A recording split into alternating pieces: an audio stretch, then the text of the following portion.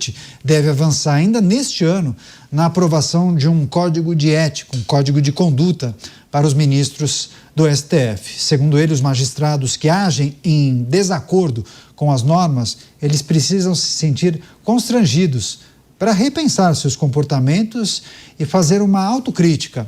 Em uma conversa com jornalistas, Fachin afirmou que há muita resistência entre uma ala do judiciário, principalmente sobre a definição de quem seria o responsável por monitorar ou punir desvios de condutas dos ministros, como uma comissão de ética. Seria o Supremo do Supremo? Chamar o Cristiano Beraldo, começar essa rodada com o Beraldo. A gente discutiu muitas vezes, né, a necessidade de um código de ética. Pelo menos parte do Supremo entende que esse poderia ser uma ação, um recado para a sociedade, uma ação para dizer, olha, reconhecemos, houve exagero.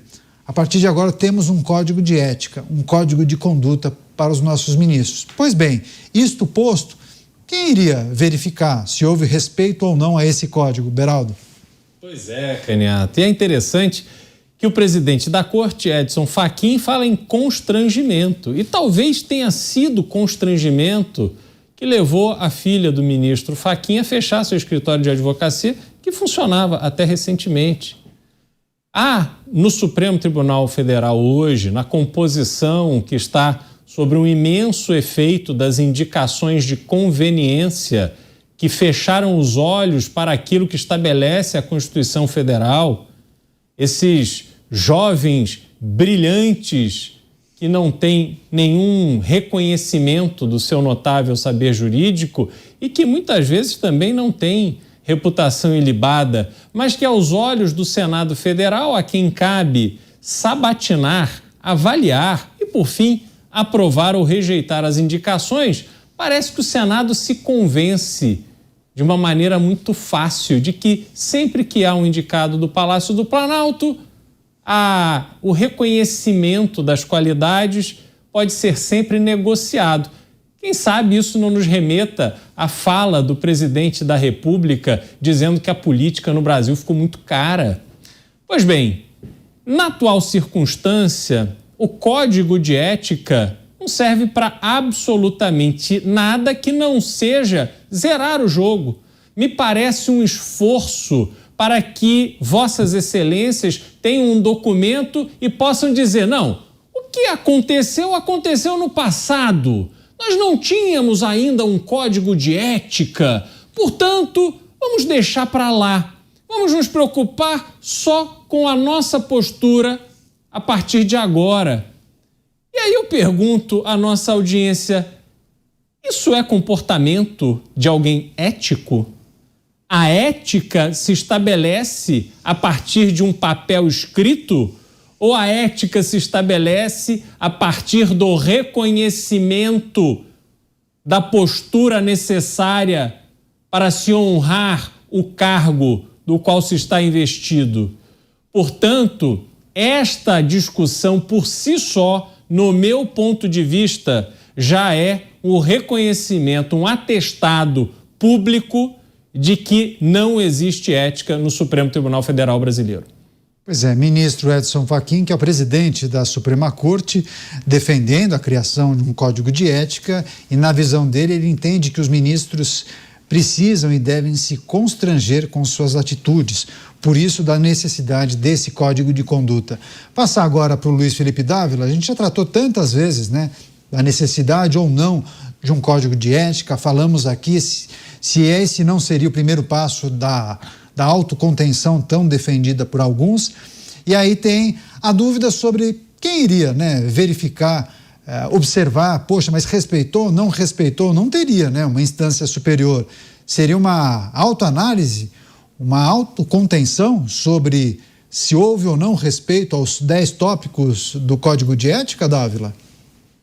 A intenção do Código de Ética é sim uma primeira mudança de atitude em relação ao que está acontecendo no Supremo. É sim um resquício dessa autocontenção, como bem definiu o ministro Fachin. Não é uma bala de prata, não vai resolver as grandes questões, mas é um sinal. O Código de Ética, na verdade, um sinal que diz o seguinte: está na hora de tomar vergonha na cara. Nós já passamos demais do ponto em termos de imoralidade e responsabilidade pública.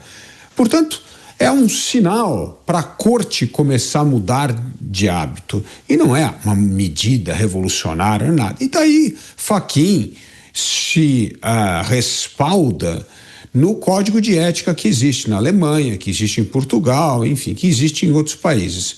Mas sim, é um negócio, é praticamente um movimento intramuros para dizer que está na hora de tomar vergonha na cara, porque não dá mais para reinar a imoralidade do jeito que está, porque senão vai arrastar o Supremo inteiro para a vala. Então, por que tem tanta resistência o Código de Ética, que já que é uma coisa que praticamente é um reconhecimento dos abusos do passado e que a gente tem que mudar de atitude daqui para frente? Porque a República do Rabo Preso não quer largar o filé mignon, aquela picanha que o povo não consegue comprar. Lá no Supremo tá cheio de picanha com contratos de 130 milhões, todos os parentes com contratos milionários, o mais baixinho ali ganha 11, 12 milhões. É uma vergonha. É uma cara de pau inacreditável. E é óbvio que não é o Código de Ética que vai frear isto. Mas, pelo menos, é uma reação que o Supremo está criando por meio desse Código de Ética para dar uma diminuída neste absurdo que virou esse balcão de negócios que virou o Supremo Tribunal Federal, envergonhando o seu papel institucional. O próprio ministro Fachin já deu o primeiro sinal, fazendo com que pelo menos a sua filha fechasse o escritório. Começou bem. Talvez não precise de código de ética para ele, mas é um primeiro sinal de que os outros precisam tomar um pouco mais de vergonha na cara. Agora, o segundo ponto, mais importante do que o código de ética que Fachin traz, é a necessidade de acabar com esta excrescência chamada inquérito da fake news. Esta, sim, é uma medida de grande impacto. É o símbolo da arbitrariedade do Supremo Tribunal Federal. É o símbolo da imoralidade. Virou uma barriga de aluguel para decisões arbitrárias, monocráticas, que desrespeitam completamente a regra do Estado Democrático de Direito, a regra do devido processo legal e do direito à ampla defesa. Portanto, sepultar esta vergonha deste inquérito da fake news terá um efeito muito mais duradouro no Supremo Tribunal Federal do que a aprovação do Código de Ética numa corte que todo mundo ali perdeu o senso de moralidade pública. Pois é, e esse tema ganhará tração, né? Porque imagina só o caso do Banco Master, as informações que começam a vir à tona, daí as pessoas ou os jornalistas vão comparar com aquilo que foi sugerido por Edson Fachin. Bom, mas esse tópico aqui está contemplado, por exemplo, no Código de Ética que foi proposto, sei lá, escritório de um parente do ministro, ou viagens em aeronaves, ou contrato que foi feito em determinadas circunstâncias.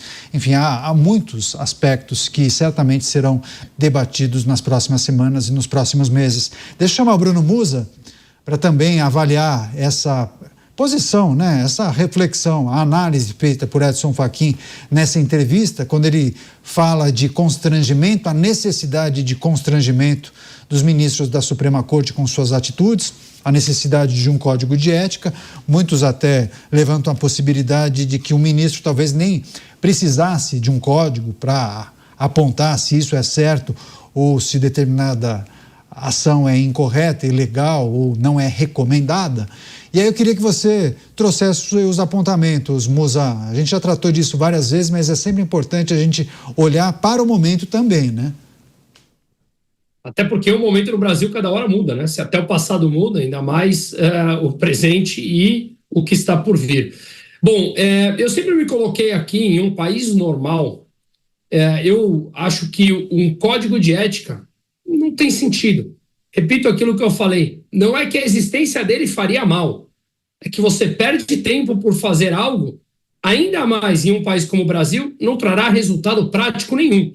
Afinal de contas, quem escreve o código de ética é quem não está sendo ético. Quem escreve o que é moral não respeita as regras básicas, óbvias e objetivas, não subjetivas, da moralidade.